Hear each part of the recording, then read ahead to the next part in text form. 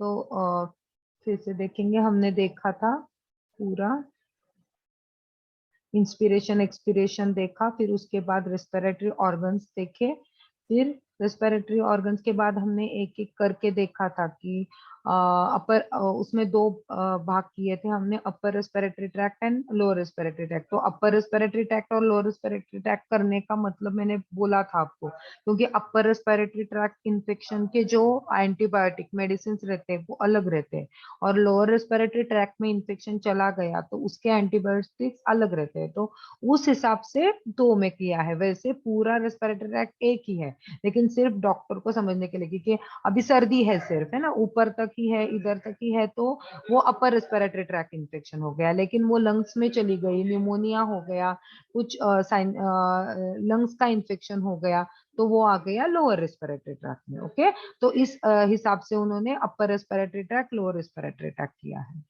फिर हमने देखा था कि नोज, नोज क्या है, नोज में क्या क्या आता है, नेजल बोन ऊपर, फिर नीचे upper lateral cartilage, nasal septal cartilage, ये सब आएगा। नोज का थोड़ा सा हमने देखा था कि external nose is made up of nasal bone and cartilage, anterior part में ये कार्टिलेज से बना है, सामने का जो है एंटीरियर पार्ट, पोस्टीरियर जो पार्ट है वो बोन से बना है। ओके, ये दो सेप्टम से डिवाइडेड है। इसमें प्रोजेक्शंस है, मेनी प्रोजेक्शंस है। Air becomes warm due to the irregular pathway, तो अभी एयर अंदर जा रही है, वो कैसे अंदर अंदर जा रही है, अंदर जाते समय इसमें बहुत सारे इरेगुलर पाथवे होते हैं, इसे डायरेक्टली नहीं जा रही है, इधर ऐसे छोटे बड़े ऐसे प्रोजेक्शन है, उसकी वजह से क्या होता है, एयर अंदर जाते समय वो वार्म हो जाती है। ओके, हेयर से, एयर में क्यों हेयर से, कि जो बाहर से हम एयर ले रहे हैं उसमें डस्ट पार्टिकल्स वगैरह है, इम्प्यूरिटीज है, वो उधर ही नोज में ही वो इम्प्यूरिटीज ये कर देती है, तो इसके लिए हेयर दिए है नोज में। फिर म्यूकस है, हाँ, थोड़ा बहुत म्यूकस रहता ही है, तो ये म्यूकस का काम क्या रहता है कि जो अंदर एयर लिए है वो मॉइस्चर करना, एंड डस्ट एंड बैक्टीरिया जो है वो उधर ही स्टिक हो जाते हैं। It is the organ of sense, वो तो मालूम है, सेंस ऑर्गन है ये, इससे हमको स्मेल आ जाता है। तो योगिक कॉन्सेप्ट में हमने देखा था कि नाड़ी कॉन्सेप्ट है उसमें, ईड़ा नाड़ी एंड पिंगला नाड़ी, जैसे कि मॉडर्न साइंस में दोनों नोज से उतना वैसे ही सांस लेते हैं वैसे ही छोड़ते हैं, ऐसा माना गया है, लेकिन योगिक कॉन्सेप्ट में ईड़ा नाड़ी अलग बोली है, पिंगला नाड़ी बोली है, मीन्स राइट नॉस्ट्रिल अलग और लेफ्ट नॉस्ट्रिल अलग बोला है। राइट नॉस्ट्रिल का काम अलग है, लेफ्ट नॉस्ट्रिल का काम अलग है। राइट नॉस्ट्रिल को पिंगला बोला है, लेफ्ट नॉस्ट्रिल को ईड़ा नाड़ी बोला है, और ईड़ा और पिंगला का अलग अलग काम, उससे हमको चंद्रभेदी प्राणायाम, सूर्यभेदी प्राणायाम, ये सब मैंने बताया था कि उस हिसाब से आएंगे। अब हम धीरे धीरे वो आगे सीखेंगे तो आपको वो सब क्लियर हो जाएगा, मैंने सिर्फ ऐसे ही अंदाज से बोला है। फिर पैरानेजल साइनसेस देखे थे कि पैरानेजल साइनसेस का क्या मतलब है। पैरानेजल साइनसेस है इसीलिए तो अपना जो स्पेस है ना, नोज में स्पेस है, बाकी जगह स्पेस है, इसीलिए अपना हेड हमको हल्का हल्का लगता है ना, तो एकदम हेवी हेवी लगता था।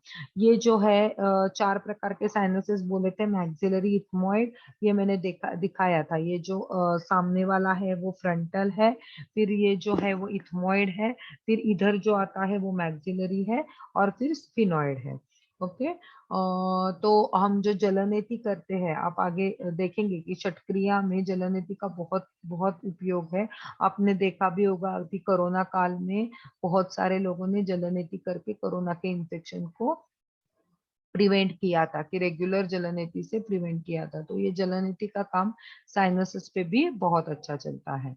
This is also resonating chamber for the speech. Okay, resonance आता है इसकी वजह से, देखो कभी कभी हमको सर्दी हो जाती है, वो साइनसिस भर जाते हैं, तो अपने आवाज में भी फर्क दिखाई देता है ना, तो इसकी वजह से, तो इसमें म्यूकस जमा होने की वजह से वो दिखाई देता है, तो ये रेजोनेटिंग चेम्बर है अपने स्पीच का। और मैंने अभी बोला जैसे head feel light due to this cavities, ये कैविटीज होने की वजह से हमको हेड फील लाइट, नहीं तो ये ऐसे हेवी हेवी हमको लगता। फिर फिर फैरिंग्स मैंने दिखाया था, ये फेरिंग्स, फेरिंग्स के हम, नहीं, hello, we are till 8 slide. Okay okay, तो अभी ये सिखाना है क्या? मुझे लगा यस। हो गया था। ओके ठीक है, नो प्रॉब्लम।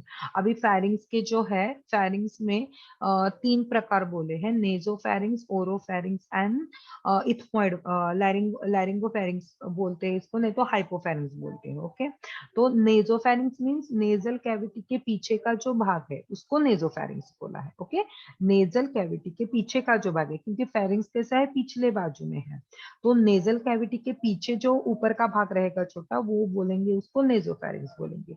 ओरल कैविटी के पीछे मीन्स अपने मुंह के पीछे जो रहेगा उसको बोलेंगे ओरोफेरिंग्स। ओके, और लैरिंगोफेरिंग्स किसको बोलेंगे, लैरिंग्स के जो पीछे रहेगा उसको बोलेंगे लैरिंजियोफेरिंग्स, उसको भी हाइपोफेरिंग्स फेरिंग्स बोलते हैं। हाइपो मीन्स नीचे, जो सबसे नीचे वाला फेरिंग्स का भाग है उसको हाइपोफेरिंग्स बोलेंगे। तो नेजोफेरिंग्स, ओरोफेरिंग्स एंड हाइपोफेरिंग्स, ऐसे तीन फेरिंग्स के प्रकार हैं। ओके, तो ये फेरिंग्स में 7 ओपनिंग्स ओपन होती है। कौन से ये इसके दृष्टि से, योगा के दृष्टि से बहुत इंपॉर्टेंट रहता है कि इसमें ये क्वेश्चन बहुत बार ओरल में भी पूछते हैं कि फेरिंग्स में कौन से ओपनिंग्स ओपन होते हैं। तो फेरिंग्स में 7 ओपनिंग्स ओपन होते हैं, इसको सप्तपथ ऐसे बोलते हैं। क्या बोलते हैं इसको? सप्तपथ। सप्त मीन 7, 7 पथ जिसमें ओपन होते हैं वो फेरिंग्स। तो इसमें कौन से 7 ओपनिंग्स ओपन होते हैं? तो दो नेजल ओपनिंग, नेजल से जाते हैं वो ओपनिंग फेरिंग्स में ओपन होते हैं। फिर यूस्टेशियन ट्यूब, जैसे मैंने बोला था कि कान से जो जाती है वो यूस्टेशियन ट्यूब है। कान से नोज की तरफ, नोज और कान के बीच में एक ट्यूब रहती है, उस ट्यूब को मेडिकल भाषा में यूस्टेशियन ट्यूब बोलते हैं। उस यूस्टेशियन ट्यूब के ये भी फेरिंग्स में ओपन होते हैं। फिर माउथ और ओरल पार्ट का भाग है वो भी माउथ में इसमें ओपन होता है। फिर लैरिंग्स, लैरिंग्स भी ओपन होते हैं, और इसोफेगस मींस फूड पाइप भी होते हैं। ऐसे 7 ओपनिंग्स फेरिंग्स में होते हैं। ओके, थ्रोट में। तो ये याद रखना, 2 nasal opening, 2 Eustachian tube, 2 to 4 हो गए, 5 हो गया ओरल माउथ, फिर 6 हो गया लैरिंग्स, और 7 हो गया इसोफेगस। ओके, ये दो दो देख के 4 हो गए, याद रखना। 2 नेजल, 2 स्टेशियन ट्यूब, माउथ, फिर लैरिंग्स और इसोफेगस, ये 7 ओपनिंग फेरिंग्स में ओपन। ओके, फिर लैरिंग्स, लैरिंग्स क्या है? पिछले बाजू में फेरिंग्स आता है, और फिर इसके बराबर इन फ्रंट में लैरिंग्स आता है। लैरिंग्स मीन्स क्या? वॉइस बॉक्स, जिसमें हमारा वॉइस प्रोडक्शन होता है, that is लैरिंग्स। लैरिंग्स lies in front of the pharynx. The air inhaled from the nose passes from the pharynx to the larynx and then down to the trachea. Okay, कैसे जाते हैं air, ये याद रखना। अब हम जो एयर लेते हैं बाहर से, पहले नोज में जाएंगी, नोज के बाद वो फेरिंग्स में जाएगी। फेरिंग्स में एक ऐसा ओपनिंग है उस जो लैरिंग्स को जुड़ा हुआ है, तो फेरिंग्स से वो जाएगी लैरिंग्स में, फिर लैरिंग्स से जाएगी वो ट्रेकिया में। वो अब आगे हमने जो पिक्चर देखा था वो याद करो। लैरिंग्स, लैरिंग्स के बाद ट्रेकिया, है ना, ट्रेकिया से फिर ब्रोंकोल्स, ब्रोंकाइल्स, वो हमने वो चित्र देखा था वो याद करो। तो फेरिंग से एक छोटी सी ट्यूब से वो जाती है लैरिंग्स में, और लैरिंग्स से ट्रेकिया में जाती है। upper side of the larynx, tongue like structure called the epiglottis which closes larynx during swallowing. Okay, लैरिंग्स के लैरिंग्स के अपर साइड में क्या रहता है? एक टंग लाइक प्रोजेक्शन रहता है, ऐसे छोटी टंग बोलते हैं ना हम उसको, वो उसको बोलते हैं इपिग्लोटिस। वो क्या होता है? जब हम स्वेलोइंग करते हैं, क्योंकि एयर का पैसेज अलग होना चाहिए और खाने का अलग, है ना, तो खाते समय हम जब स्वेलो करते हैं, तो ये क्या होता है? लैरिंग्स का ये बंद हो जाता है जब स्वेलो करते हैं, और एयर लेते समय वो ओपन रहता है। और जब हम स्वेलो करते हैं, इसीलिए देखो हम हमेशा हमारी मम्मी क्या बोलती है, घाई घाई में मत खाओ। हमको बोला गया है क्यों मत खाओ, क्योंकि घाई घाई में ने तो बोलते समय हमने खाना खा लिया, तो क्या होता है कभी कभी वो खाने का ये जो है वो लैरिंग्स में आ जाता है वो, और हमको एकदम से ठसका आ जाता है। हम बोलते हैं ना ठसका आ गया, नहीं तो वो बाहर निकल गया, नहीं तो वोमिटिंग हो गया। तो किसकी वजह से होता है कि वो पूरी प्रकार से अच्छे से वो लैरिंग्स क्लोज, एपिग्लॉटिस क्लोज नहीं हो पाता। तो इसीलिए खाते हुए आराम से खाने की तरफ देख के अच्छे से चबा चबा के खाना खाना चाहिए। Closing of larynx, food passes into the esophagus only and not in the air passage। तो इसकी वजह से क्या होता है, लैरिंग्स बंद होने की वजह से फूड बराबर इसोफेगस में जाता है, ना कि एयर पैसेज में जाता है। एयर का पैसेज पीछे से है, फेरिंक्स से है, और ये जो है खाने का, तो वो बराबर उधर उधर से इसोफेगस में ही जाएगा। फूड एयर पैसेज में नहीं तो ट्रकिया में नहीं जाएगा। ओके, समझ में आ गया।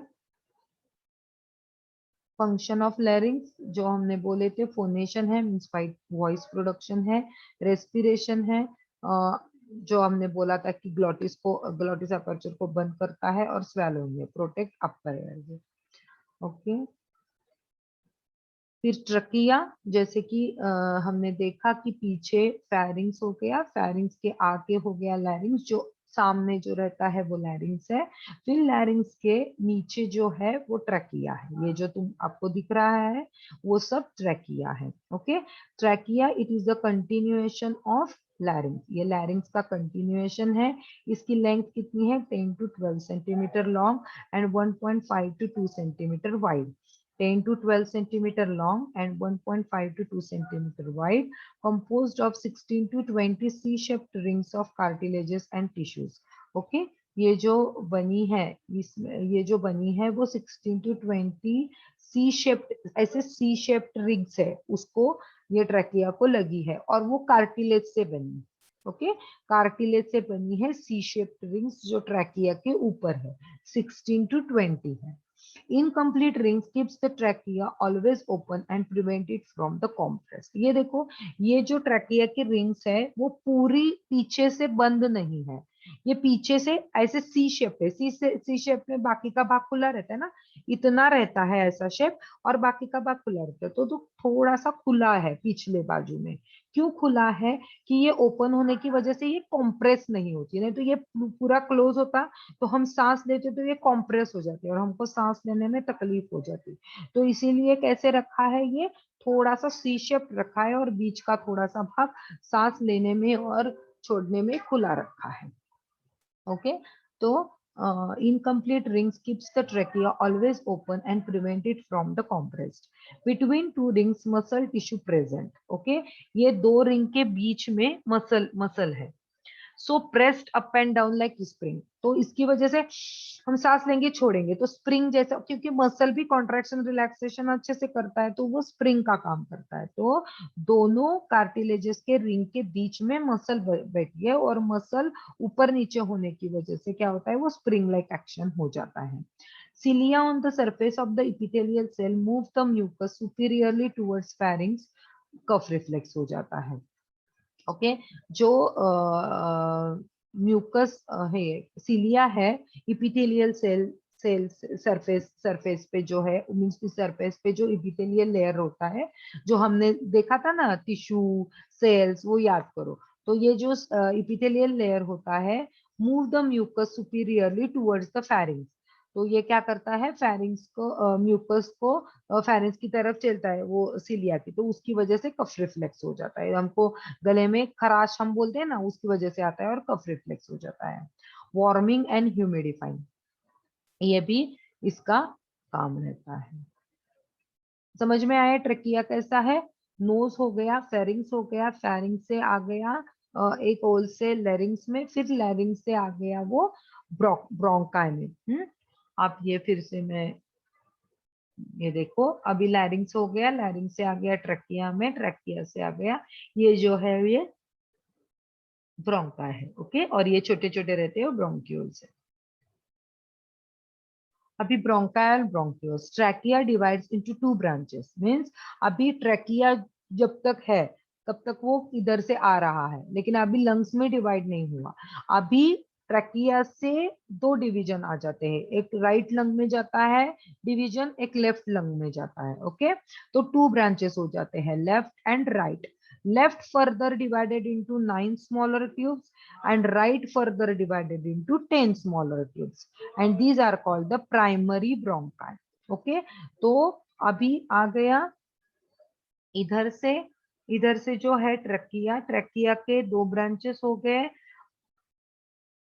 2 ब्रांचेस हो गए, और फिर उसके उसके 9 ब्रांचेस और 10 ब्रांचेस। ओके, तो उसको ब्रोंक्यूल्स बोला है, ब्रोंक्यूल्स बोला है। एक मिनट, सॉरी। तो right branch divided into 10 smaller and left further divided into 9 smaller tubes, and these are called primary bronchi. Then smaller secondary bronchi, tertiary bronchi and terminal bronchi. फिर वो bronchi के छोटे छोटे छोटे छोटे छोटे ये निकलते जाते हैं, तो उनको secondary, tertiary, terminal, लास्ट वाला जो है उसको terminal bronchi बोला जाता है. Then millions of terminal bronchioles conduct air to alveoli of the lung.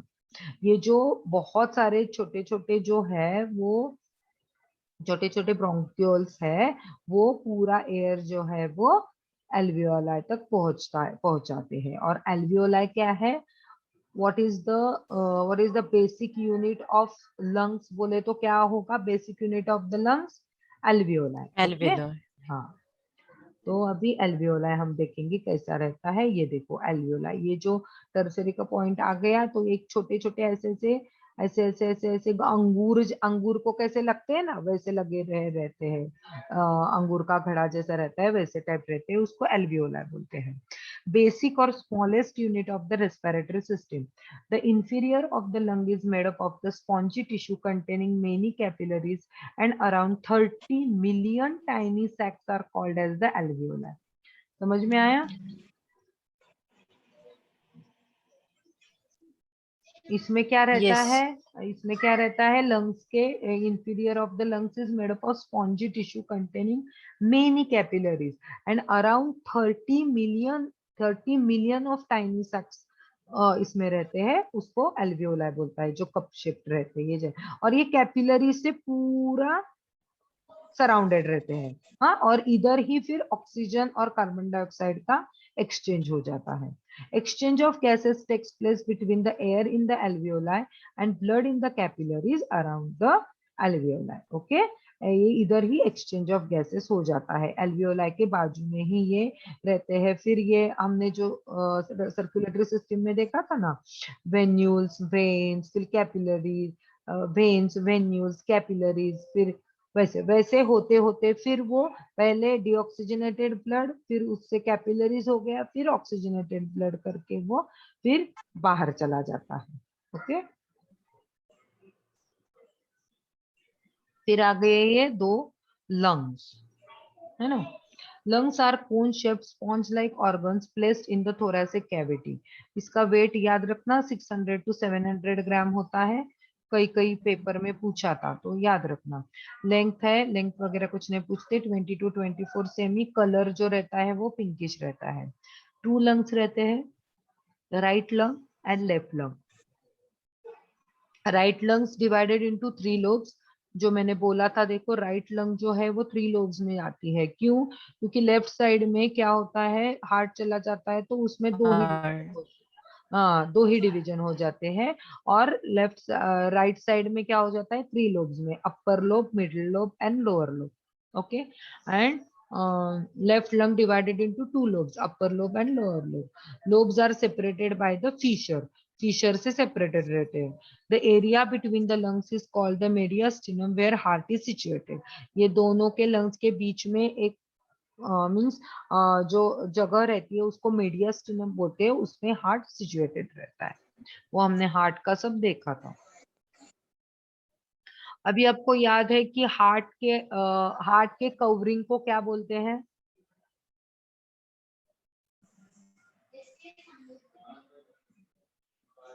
याद है किसको, हार्ट के कवरिंग को क्या बोलते हैं? कुछ सुनाई नहीं दे रहा।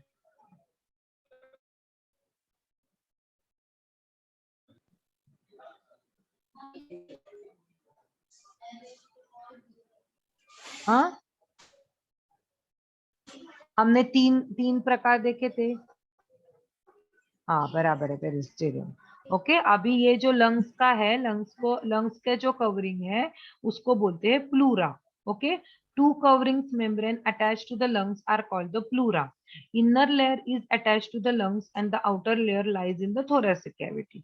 दो लेयर से बनी रहती है लंग्स की कवरिंग। अंदर की कवरिंग जो है वो लंग्स को अटैच है और बाहर की जो है वो thoracic कैविटी में है, और इन दोनों के बीच में सीरस फ्लूइड रहता है। The sticky serous fluid present in these layers enables the lungs to contract and relax properly, also preventing friction between them during breathing. Okay ये जो स्टिकी सीरस फ्लूइड रहता है किधर रहता है? दो लेयर के बीच में। ये जो लेयर है, ये जो अंदर की लेयर और बाहर की लेयर, इसके बीच में रहता है। ओके तो sticky serous fluid present in this layers enables the lungs to contract and relax properly। Lungs contract करना, रिलैक्स करना, उसके ऊपर पूरा डिपेंड करता है। एंड ऑल्सो फ्रिक्शन भी नहीं होगा ना, नहीं तो क्या होता, उधर फ्लूइड नहीं रहता तो सीरस फ्लूइड नहीं रहता तो फ्रिक्शन हो जाता। तो फ्रिक्शन भी नहीं होना चाहिए। Relax properly and preventing friction between them during breathing. The serous fluid is secreted epithelial cells of the membrane. ये जो मेम्ब्रेन की इपिथेलियल सेल्स है वो सीरस फ्लूइड सिक्रेट करती रहती है। In some infectious diseases like TB, pneumonia, the serous fluid get infected। तो ये जो सीरस फ्लूइड है वो जो टीबी में बोले, टीबी में क्या हो जाता है ना, बोलते हैं ना, कभी कभी आपने सुना होगा कि फ्लूइड निकालते हैं, है ना, इतना फ्लूइड निकाला, और फिर वो फ्लूइड का कलर कैसा होता है उसकी हिसाब से उसका उसका डिसीज हम तय करते हैं, टीबी है क्या है, उस फ्लूइड के हिसाब से। ओके तो फ्लूइड इन्फेक्ट हो गया तो उसको टीबी वगैरह इन्फेक्शन हो जाते हैं। हम इधर तक आए थे एक्चुअली, मसल ऑफ रेस्पिरेशन हमने नहीं लिया था। मसल ऑफ रेस्पिरेशन दो है, inspiratory and expiratory muscles. Muscle of inspiration कौन से है? मैंने मेन मसल लिया है। देखो ये ओरल के हिसाब से आपको मालूम होना चाहिए कि रेस्पिरेशन में कौन से मसल काम करते हैं। ओके ओरल के हिसाब से ये बहुत इंपॉर्टेंट है। ओरल में ये क्वेश्चन पूछे जाते हैं कि आपके कौन से मसल काम करते हैं इंस्पिरेशन में, एक्सपिरेशन में कौन से मसल काम करते हैं, तो ये हमको मालूम होना चाहिए, इसलिए मैंने ये इधर कवर किया है। तो कोर मसल्स जो है, कोर मसल, कोर मीन्स क्या, पेट के मसल, तो पेट के नीचे वो जो रहता है वो external intercostal muscles and diaphragm. Okay इधर जो रहता है डायफ्राम, जो चेस्ट और अपने एब्डोमेन के बीच में जो रहता है, डायफ्राम इंस्पिरेशन में बहुत हेल्प करता है, ये याद रखना। और दूसरा जो है वो एक्सटर्नल इंटरकॉस्टल मीन्स ये जो है दिखता है आपको, आपको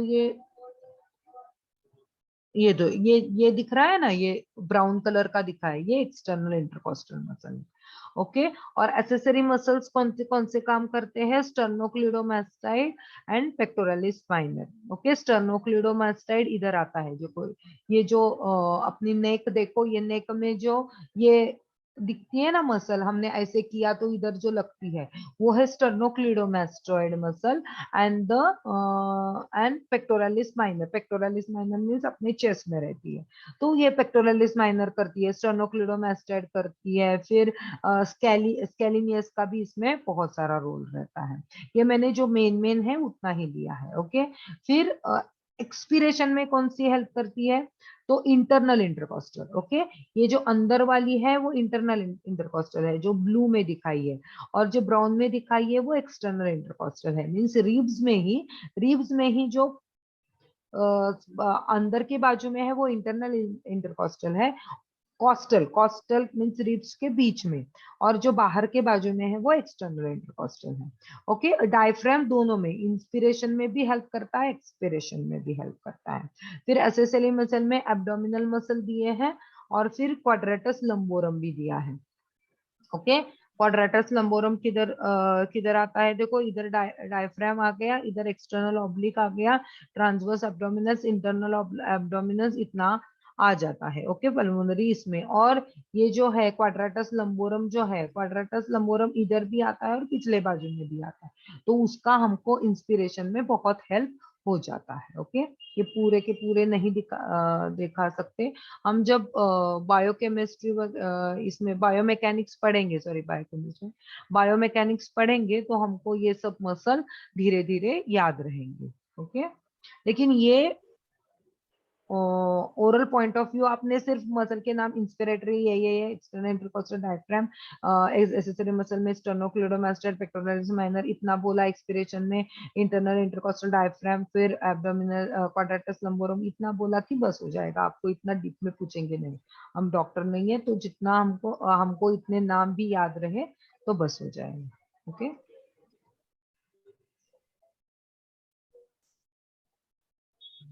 diaphragm, internal intercostal muscle, scaleni जो मैंने अभी बोला था, नेक मसल, स्टर्नोक्लेडोमास्टाइड मसल।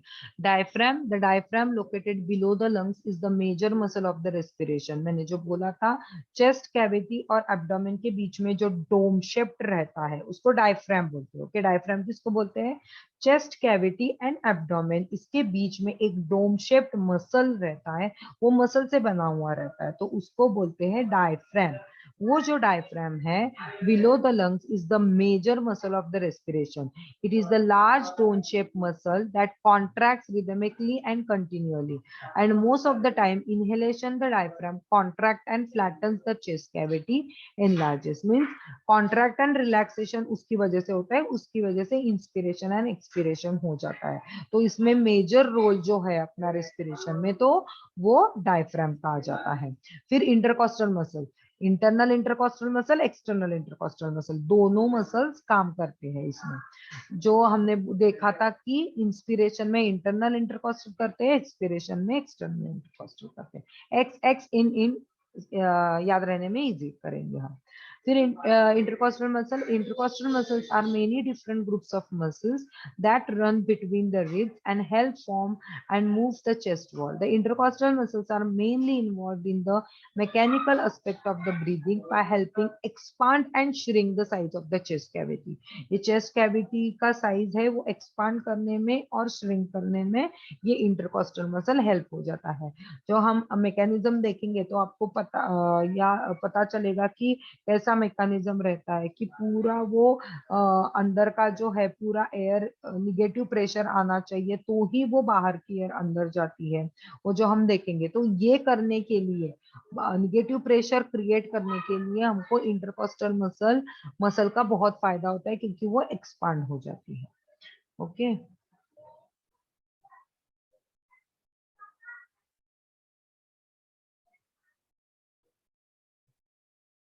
फिर हमने देखा था स्केलेनी मसल भी देखा था और स्टर्नोक्लिडोमास्टाइड भी देखा था। स्टर्नोक्लिडोमास्टाइड और इधर इधर थोड़ा सा नीचे तक जाता है वो स्केलेनी मसल रहता है। इंस्पिरेशन और expiration, inspiration means breathe in, inhale, और expiration means breathe out. Contraction of the external intercostal muscle. Okay, इसमें क्या होता है? इंस्पिरेशन में contraction of the external intercostal muscles, ribs and sternum bone move upward and outward. Contraction of diaphragm, it descends and lungs are expanded by the negative pressure inside the lungs is lower than the atmospheric pressure, that is 760 mmHg. Air rushes from atmosphere into the lungs. Okay, क्या हो जाता है? External intercostal का contraction हो जाता है, ribs and sternum जो है वो क्या होता है? अपवर्ड एंड आउटवर्ड हो जाता है। उसकी वजह से क्या होता है? डायफ्राम का कॉन्ट्रैक्शन हो जाता है। डायफ्राम कॉन्ट्रैक्शन होने की वजह से लंग्स एक्सपांड हो जाते हैं बाय द निगेटिव प्रेशर, तो उसकी वजह से चेस्ट में निगेटिव प्रेशर डेवलप होता है। निगेटिव प्रेशर की वजह से lungs is lower than the atmospheric pressure, means atmospheric pressure कितना? 760 के से कम हो जाता है। और इसकी वजह से क्या होता है? एयर हम इंस्पिरेशन करते हैं कि air rashes from atmosphere into the lungs. और एक्सपिरेशन में क्या होता है? Expiration is the passive process since there is the no muscular contraction in it, relaxes the external intercostal muscle, the ribs move, इसमें ribs downward हो जाते हैं, relax हो जाते हैं। And relaxed diaphragm ascends. The pressure in the lungs at this moment is greater than the atmospheric pressure. इधर क्या हो जाता है? ऑलरेडी पूरी एयर है, तो क्या हो जाता है? इंटरनल प्रेशर जो है एटमॉस्फेरिक प्रेशर बढ़ जाता है, ग्रेटर देन हो जाता है, तो उसको पॉजिटिव प्रेशर बोलते हैं। अंदर negative pressure and positive pressure, जो हमने फिजिक्स सीखा है इसका इधर बहुत फायदा होगा। The stretch lungs tends to recoil and assume their original size. ये हम फिर से बाद में एक बार देखेंगे। ओके, मैकेनिज्म कैसा होता है, मैंने फिर से लिखा है क्योंकि आपको एकदम से समझ में नहीं आएगा कैसे होता है।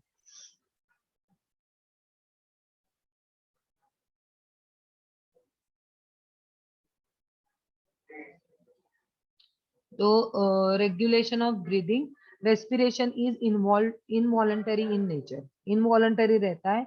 The respiratory centre is situated in the medulla oblongata which monitors the carbon dioxide in the blood. Okay, ये जो ब्रेन हम देखेंगे तो ब्रेन की इधर पीछे मेडुला ऑब्लोंगेटा जाता है। मेडुला ऑब्लोंगेटा में रेस्पिरेटरी सेंटर, कार्डियक सेंटर भी मेडुला ऑब्लोंगेटा में रहता है। इसीलिए आपको मालूम होगा कि इधर नेक में एक जो पॉइंट रहता है, उस पॉइंट में कभी मारना नहीं है, हम बोलते हैं ना। तो उस पॉइंट में क्यों नहीं मारना, क्योंकि उसमें उसमें क्योंकि कभी कभी वो बराबर पॉइंट में मारा कि लोग जगह पे ही ये हो जाते हैं। क्यों हो जाते हैं, क्योंकि उधर रेस्पिरेटरी सेंटर, कार्डियक सेंटर रहता है। Okay, which monitors the carbon dioxide in the blood. Involuntary control depends on the cyclic excitation of the diaphragm and intercostal muscle. The involuntary control depends on the reflex mechanism of chemoreceptor, baroreceptor, and stretch receptors. Chemoreceptors sensitive to blood pH, amount of carbon dioxide and oxygen are located in the medulla of the brain and aorta and carotid sinuses. Okay. तो किधर से समझ में नहीं आया होगा, पहले respiratory centre किधर है समझ में आया, मेडुला ऑब्लोंगेटा में है, जो ब्लड का कार्बन डाइऑक्साइड मॉनिटर करता है। Involuntary control depends on the cyclic excitation of the diaphragm and intercostal muscle.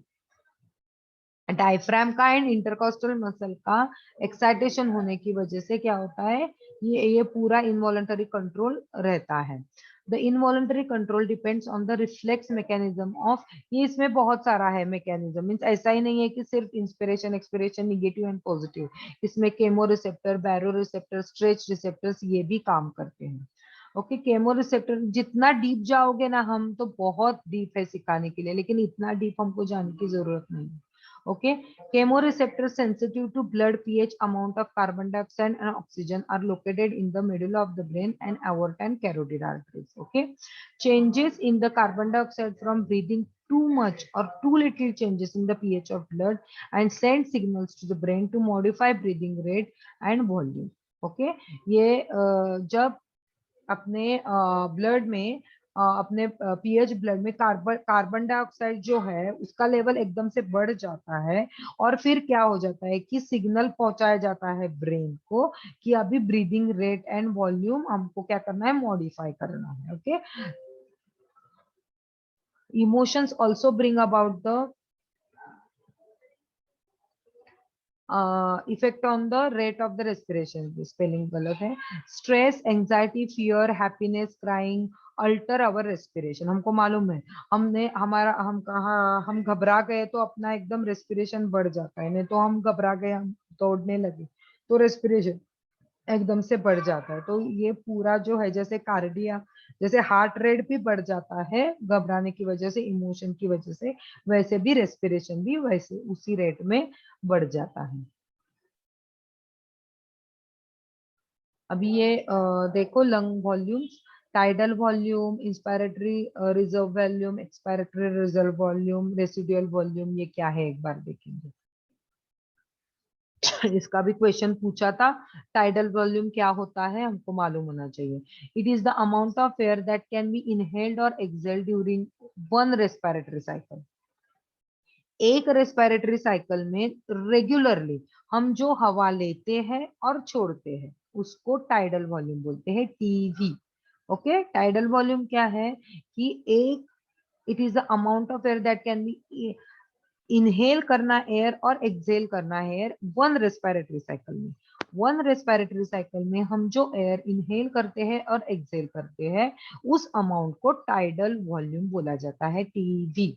Okay, the normal adult value is approximately 300 to 500 ml, but can increase up to 50% of BC on exercise. Okay, exercise में ये बढ़ जाती है। और बाकी normal value, हमको normal value पूछते हैं, तो नॉर्मल वैल्यू पूछे तो लंग वॉल्यूम का क्या है, 300 to 500 ml। समझ में आया?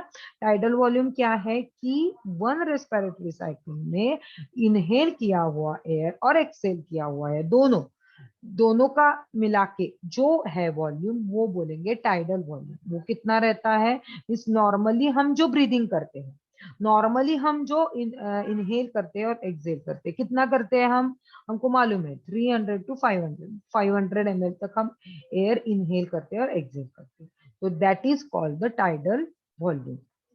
व्हाट इज, हाँ ये पहले पूरा करती हूँ, तो आपको क्वेश्चन है तो पूछ लेना। ओके, तो what is inspiratory reserve volume?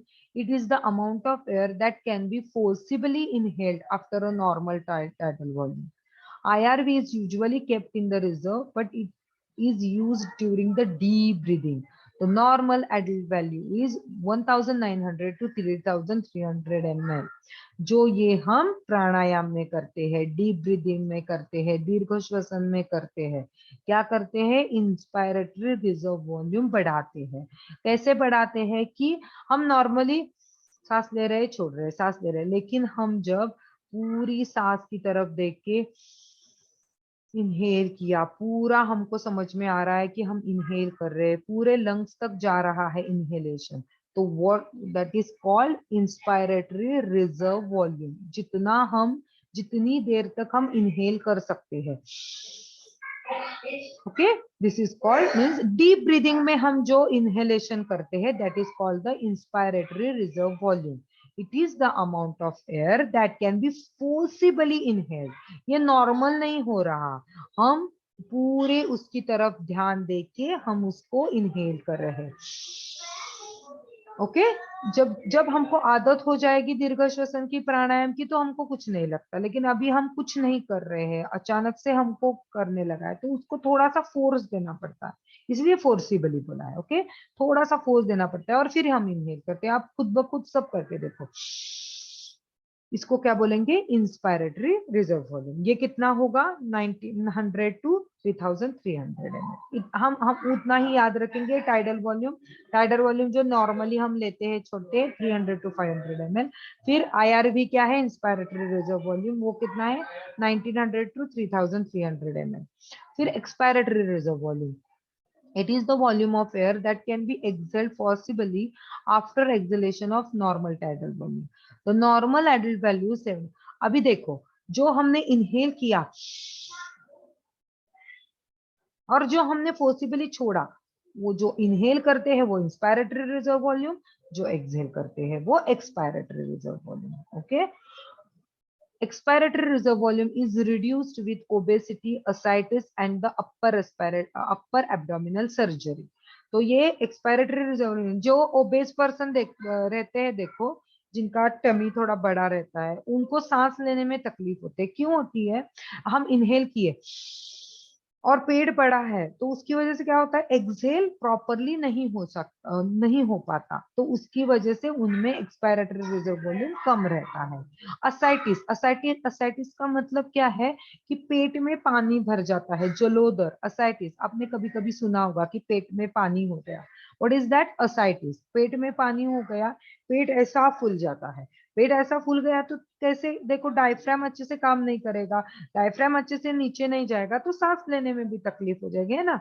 हमने अभी देखा कि डायफ्राम का मेन रोल रहता है इंस्पिरेशन एक्सपिरेशन में। जो अब पेट बड़ा हो गया, डायफ्राम अच्छे से नीचे नहीं जा रहा, डायफ्राम अच्छे से नीचे नहीं जा रहा, इधर स्पेस अच्छे से क्रिएट नहीं हो रही, स्पेस अच्छे से क्रिएट नहीं हो रही, निगेटिव प्रेशर नहीं आ रहा है, इंस्पिरेशन हो भी रहा है लेकिन एक्सपिरेशन में प्रॉब्लम आ रहा है, क्योंकि उतना पॉजिटिव प्रेशर अंदर नहीं हो रहा क्रिएट, तो उसकी वजह से एक्सपिरेशन में प्रॉब्लम आ रही है। तो ये असाइटिस भी एक प्रॉब्लम है, ओबेसिटी भी एक प्रॉब्लम है, टमी बहुत बाहर आ गया है। तो इसीलिए प्रेग्नेंट वुमन में भी आप देखो 7-8 मंथ के बाद टमी बढ़ जाता है ना, तो सांस लेने में किसी किसी को बहुत तकलीफ हो जाती है, क्योंकि क्या होता है, प्रेशर आ जाता है ऊपर, लंग्स पे, क्योंकि डायफ्राम पे प्रेशर आ जाता है तो लंग्स पे भी आ जाता है, तो सांस लेने में तकलीफ हो जाती है। और अपर एब्डोमिनल सर्जरी की है तो वो काम हो जाता है। अभी एक रेसिडुअल वॉल्यूम है। रेसिडुअल वॉल्यूम क्या, कि जो हम इनहेल भी किया और एक्सेल भी किया, तो एक्सेल करने के बाद कुछ हवा डेड स्पेस में रह जाती है। ओके, रिमेनिंग हवा जो है वो कुछ अपने ब्रोंकाई ब्रोंक्यूल्स इधर डेड स्पेस में रह जाती है, तो उसको बोलते हैं residual volume. Okay, it is the volume of air remaining in the lungs after maximal acceleration. हमने इनहेल किया, एक्सेल भी किया, मैक्सिमम एक्सेल किया, मैक्सिमम एक्सेल करने के बाद भी थोड़ी सी एयर अपने एयर ट्रैक में रह जाती है। उस एयर ट्रैक को डेड स्पेस बोलते हैं। उस डेड स्पेस में रही हुई जो वॉल्यूम है, रही हुई जो एयर है, उसको बोलेंगे residual volume. Okay, normal adult value is averaged at 1200 ml. It is indirectly measured from the summation of FRC and ERV. Okay.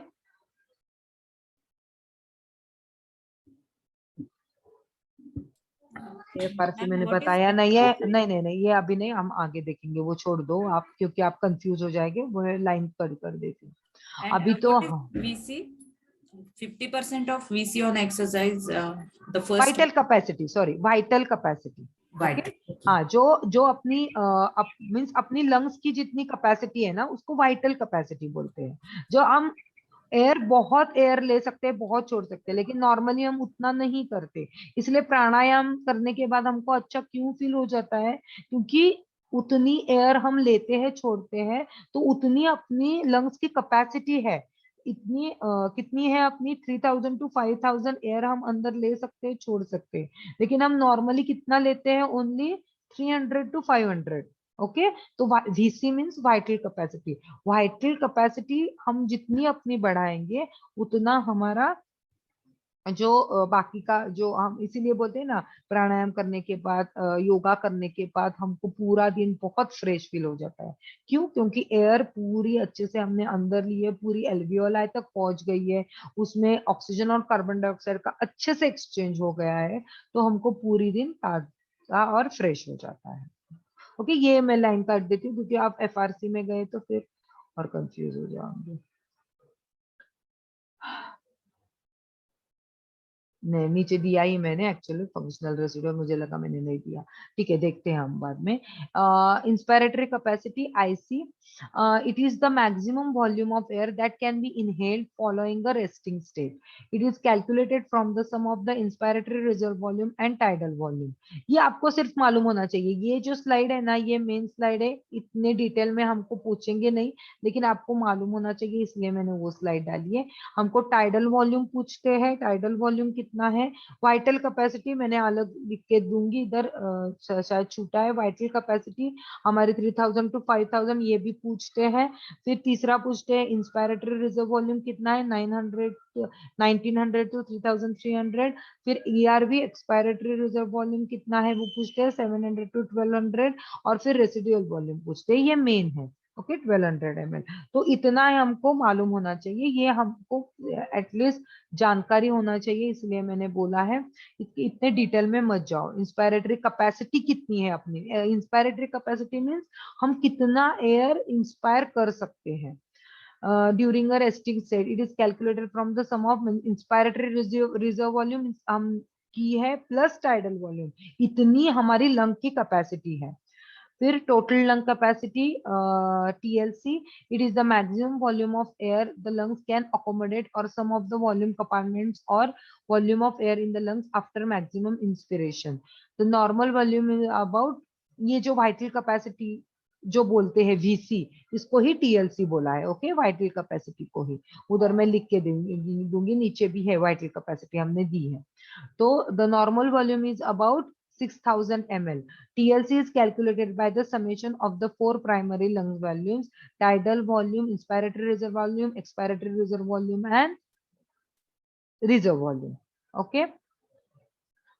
ये पूरा जो समेशन है, टाइडल वॉल्यूम इज 500, फिर इंस्पायरेटरी रिजर्व वॉल्यूम, फिर एक्सपायरेटरी रिजर्व वॉल्यूम, फिर जो dead space में बीच में रही है वो रिजर्व वॉल्यूम, उनका पूरा का ये जो है वो टोटल लंग कैपेसिटी है। मीन्स अपने लंग्स की टोटल कैपेसिटी इतनी है, लेकिन हम यूज कितनी करती है, 1/3 भी नहीं, ओनली 300 to 500 ml हम एयर लेते हैं। इसीलिए प्राणायाम और दीर्घ श्वसन करने से हमारे बॉडी पे बहुत अच्छा और रेस्पिरेशन पे बहुत अच्छा असर हो जाता है, और जिससे कार्बन डाइऑक्साइड और इसका एक्सचेंज अच्छे होने की वजह से ब्रेन भी अच्छा काम करता है।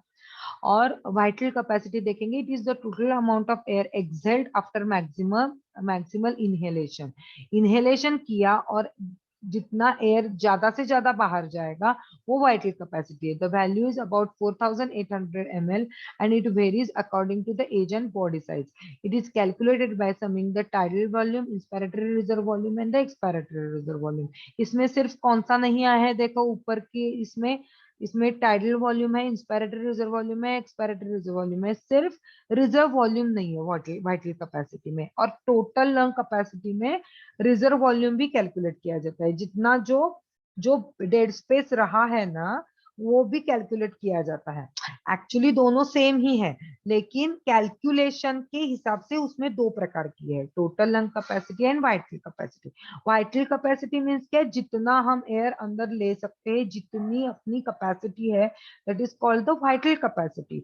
और जो कैलकुलेशन के लिए बनाया गया है कि हाँ बाबा इस लंग की टोटल कैपेसिटी कितनी है, तो उसमें जो अंदर रहा है वो भी सम करेंगे ना। अभी इसमें नहीं किया है क्योंकि वो अंदर रहेगा, उसका हमको कैलकुलेशन में कुछ भी ये नहीं है, इसीलिए वो वाइटल कैपेसिटी में रेसिडुअल वॉल्यूम को नहीं लिया गया है। फिर functional residual capacity, it is the amount of air remaining in the lungs at the end of the normal exhalation. It is calculated by adding together residual and expiratory reserve volume. The normal value is 1800 to 2200 ml. Okay, तो FRC क्या है, functional residual capacity. जो residual जो बचा है residual, ये तो air जो रिमेनिंग बची है नॉर्मल एक्सहेलेशन के बाद, जो हमने रेसिडुअल वॉल्यूम बोला, वो भी रखने की जितनी कैपेसिटी है उसको बोला है। अब बहुत डीप में मत जाओ, थोड़ा सा सर के ऊपर से जाएगा, इसलिए मैंने बोला जो पहले वाले 4 है वो याद रखो, वो एकदम से अच्छे से याद रखो, क्योंकि वो एग्जाम में पूछते हैं। क्योंकि हमारा प्राणायाम से रिलेटेड है, तो प्राणायाम से रिलेटेड हमारा रेस्पिरेटरी सिस्टम अच्छे से हो गया तो प्राणायाम समझने में हमको इजी आ जाता है, इसलिए। और ये जो है आईसी मीन्स क्या, आईआरबी प्लस टीबी, इतना याद रखो सिर्फ। टोटल लंग कैपेसिटी क्या, ये चारों का मिलन। फिर वाइटल कैपेसिटी क्या, इसमें आरबी सिर्फ नहीं आएगा, बाकी का सब आएगा, तो वाइटल कैपेसिटी आ जाएगी, इतना ही याद रखो। ओके, ये देखो अभी कॉम्पोजिशन ऑफ एयर दिया है, ऑक्सीजन का कितना रहता है, ऑक्सीजन इनहेल्ड एयर में 21%, ये भी पूछते हैं, ये मुझे पूछा था, तो ये हमको मालूम होना चाहिए कि ऑक्सीजन 21% इनहेल एयर में रहता है, एक्सहेल में 16% रहता है। कार्बन डाइऑक्साइड 0.04% रहता है, और एक्सहेल में कार्बन डाइऑक्साइड, क्योंकि एक्सहेल हम कार्बन डाइऑक्साइड बाहर निकाल रहे हैं ना, तो 4% ज्यादा रहता है। नाइट्रोजन देखो, नाइट्रोजन का पूछते हैं, 79% इनहेल करते हैं, 79% एक्सहेल करते हैं। वाटर वेपर वेरिएबल रहता है, सैचुरेटेड रहता है। ये percentage oxygen, carbon dioxide and nitrogen का याद रखो।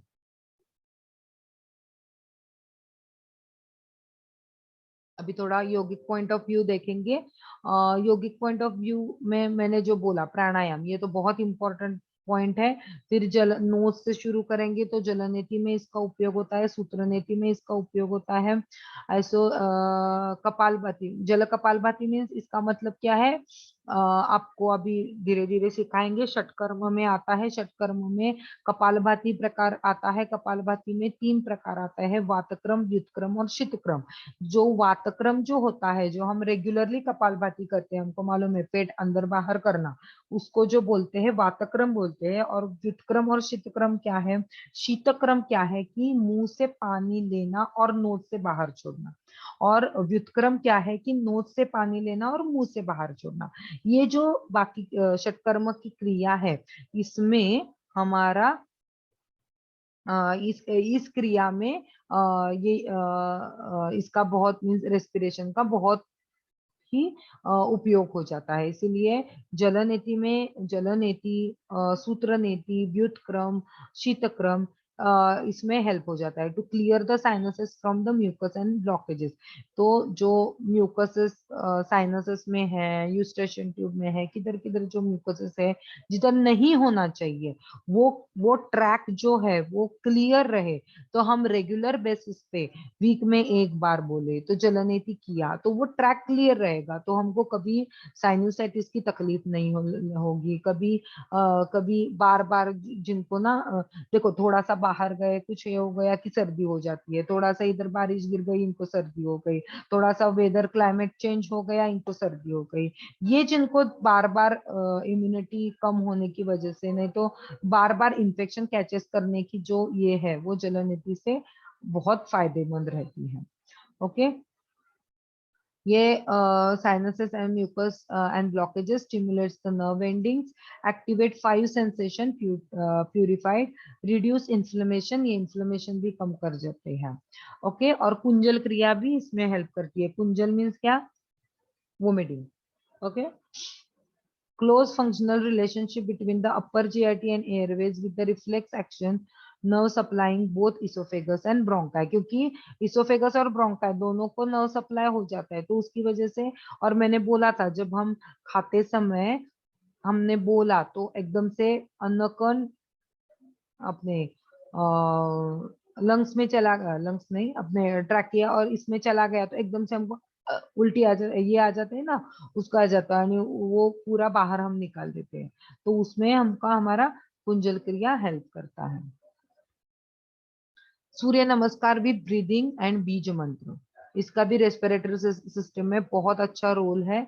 हम सूर्य नमस्कार करेंगे विथ ब्रीदिंग और विथ बीज मंत्र करेंगे तो उसका अपनी रेस्पिरेटरी जो हमारा वाइटल कैपेसिटी जो है वो बढ़ाने में हमको हेल्प करता है। फिर सेक्शनल ब्रीदिंग हम आपको अभी धीरे धीरे सिखाएंगे मैडम सब। जो सेक्शनल ब्रीदिंग है, abdominal breathing, thoracic breathing and the clavicular breathing. Abdominal breathing means क्या? आप जब सांस ले रहे हो, है ना, सांस लेके देखो और दोनों हाथ जो है वो एब्डोमेन पे डालो और पूरा ध्यान अपने एब्डोमेन पे दे दो और इनहेल करो। इनहेल करते समय पेट बाहर आ गया, पेट बाहर आने के बाद अपने आप ये जो हमने जोड़े हुए उंगलियां हैं वो बाजू में हो जाती है ना। तो पूरे एब्डोमेन पे कंसंट्रेट करके जो ब्रीदिंग किया जाता है दैट इज एब्डोमिनल ब्रीदिंग। फिर ये जो थोरैसिक ब्रीदिंग, हमने थोरैक्स पे पूरा कंसंट्रेट किया और थोरैसिक ब्रीदिंग किया। इनहेल करो तो चेस्ट, हम इन चेस्ट पे पूरा कंसंट्रेट करके हमने इनहेल किया, ये ओपन हो जाती है मीन्स ये एक्सपांड हो जाती है तो उसको बोलेंगे थोरैसिक। और फिर क्लेविकुलर, इधर जो रहती है वो क्लेविकल ऊपर चला जाता है, इनहेल करते समय क्लेविकल पे पूरा दे, ये इधर के जो कॉलर बोन है ना इसको क्लेविकल बोलते हैं। तो क्लेविकुलर ब्रीदिंग तो 3 सेक्शनल ब्रीदिंग में आता है। ये इसके डिटेल्स मैडम दे देगी आपको, मैं ऐसे ही अभी आते शब्द आ गया तो एक बार बता रही हूँ। Abdominal breathing, thoracic breathing and clavicular breathing. Okay, और इसमें फिर एब्डोमिनल ब्रीदिंग करते समय भी एक मुद्रा की जाती है। सुनाई दे रहा है ना मेरा आवाज? एब्डोमिनल ब्रीदिंग करते Yes. समय चिन मुद्रा की जाती है। थोरैसिक मुद्रा, थोरैसिक ब्रीदिंग करते समय देखो चिन मुद्रा, फिर थोरैसिक करते समय चिन्मयी मुद्रा की जाती है और फिर क्लेविकुलर करते समय ब्रह्म मुद्रा की जाती है, नहीं आदि मुद्रा की जाती है और फिर पूरा यौगिक श्वसन है उसमें ब्रह्म मुद्रा की जाती है। Okay, yogic pranayama affects whole body whole lungs. ब्रह्म मुद्रा, ये जो योगिक प्राणायाम मैंने बोला कि एब्डोमेन मीन्स हम जब दीर्घ श्वसन करेंगे तो पूरा ध्यान एब्डोमेन मीन्स इनहेल करेंगे तो मेरा पेट भी बाहर आएगा, चेस्ट भी एक्सपांड हो जाएगा और क्लेविकल भी ऊपर हो जाएंगे। ये तीनों हो गया तो वो हो गया योगिक ब्रीदिंग। गया था क्या मेरा?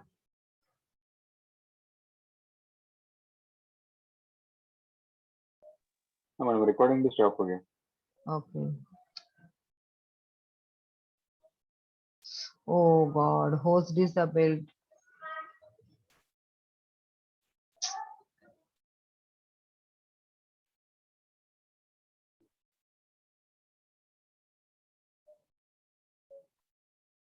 ये रिकॉर्ड हो रहा है शायद। Yogic pranayam affects whole body and whole lungs. Okay, effect of breathing, more energy, stronger immunity system. तो अपनी breathing हम अच्छे से करेंगे, deep breath का प्रैक्टिस करेंगे तो हम पूरे दिन एनर्जेटिक रह सकते हैं। कोई कोई जन देखो करने की बहुत इच्छा होती है, ये करना है वो करना है करना है, लेकिन दोपहर में ही हो जाते हैं। क्यों? उनकी एनर्जी लेवल बहुत कम कम रहती है। तो जितना हम अपने कैपेसिटी, वाइटल लंग कैपेसिटी का यूज करेंगे उतना हम पूरा दिन एनर्जेटिक रहेंगे और stronger immune system.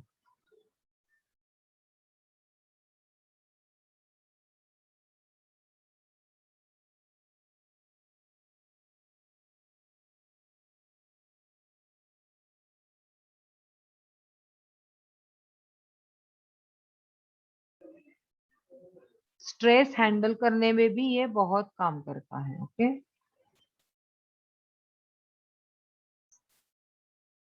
Left nostril is called Chandra nadi. मैंने जो अभी बोला था, left nostril is called Chandra nadi and breathing through the left nostril is the has cooling effect.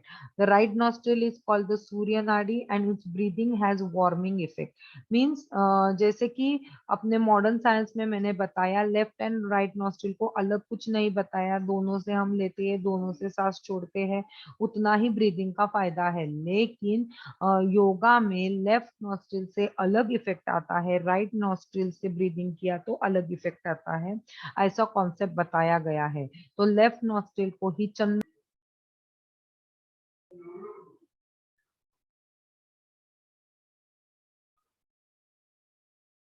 आवाज नहीं येते ma'am.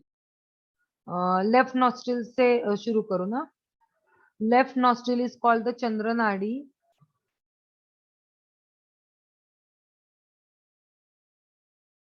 Left nostril is called Chandra nadi and the right nostril is called the Surya nadi. तो left nostril से जब हम ब्रीदिंग करते हैं तो उससे कूलिंग इफेक्ट आ जाता है। ओके, जब देखो आप ना कभी भी जब सांस लेते हो तो आराम से बैठना और इधर ऐसे हाथ पकड़ के देखना किधर की नॉस्ट्रिल चल रही है। मॉडर्न साइंस कहता है कि ऐसा कुछ नहीं है, एक में एक चलती है एक में एक चलती है, ऐसा कभी नहीं रहता। लेकिन योगा साइंस क्या बोलता है, लेफ्ट नॉस्ट्रिल से अलग इफेक्ट आता है बॉडी पे और राइट नॉस्ट्रिल से अलग आता है। लेफ्ट नॉस्ट्रिल से सांस ली तो कूलिंग इफेक्ट आ जाता है और राइट नॉस्ट्रिल से की तो सूर्य नाड़ी से की तो उससे वार्मिंग इफेक्ट आता है। ओनली वो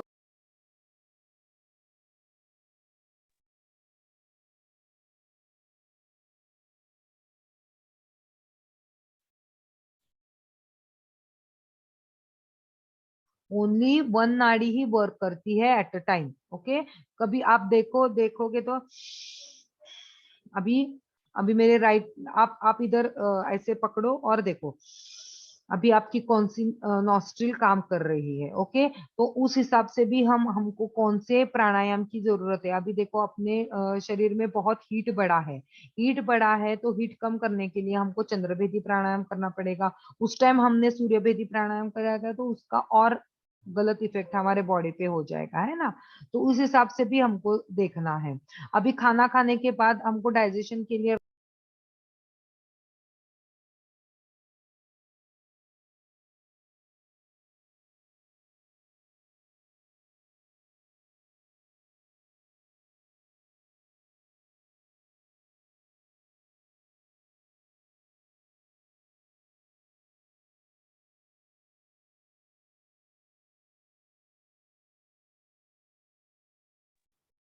शेवटचं राहिलंय, ऐकू येते का? हो, मध्ये-मध्ये येतंय, हा तेच मध्ये-मध्ये ना, जातंय. तीनदा सांगितलं मी ते. थोडं ब्रेक फक्त होतोय. एवढं लक्षात ठेवा, जो लेफ्ट साइडनं जातो तो कूलिंग इफेक्ट होतो, राईट नॉस्ट्रिलनं जो जातो तो वॉर्मिंग इफेक्ट होतो आणि एका वेळेला एकच नाडी वर्क करते, एक तर चंद्र नाडी वर्क करते नाही तर सूर्य नाडी वर्क करते, 2 to 3 आवर्स साठी वर्क करते। Both nostril function together for a small period of change over that way. तो जब अभी लेफ्ट नॉस्ट्रिल से कर रही है, हाँ, तब जो राइट नॉस्ट्रिल पे जब उस इसलिए अनुलोम विलोम का बहुत रोल है। Respiration is the basic fundamental of the प्राण शक्ति एंड मन शक्ति। तो इसीलिए रेस्पिरेशन प्राण शक्ति और मन शक्ति दोनों के लिए फंडामेंटल काम करता है। ओके,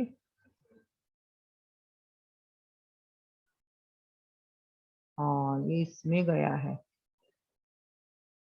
ये मैं नेक्स्ट टाइम दिखाऊंगी। ओके, कार्डियक कंडक्शन सिस्टम गया था ना, वो गलती से इसमें आया है, मैं उसको कार्डियक में डाल के उसको दिखाऊंगी। Okay,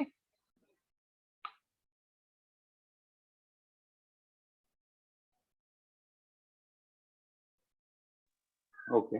okay.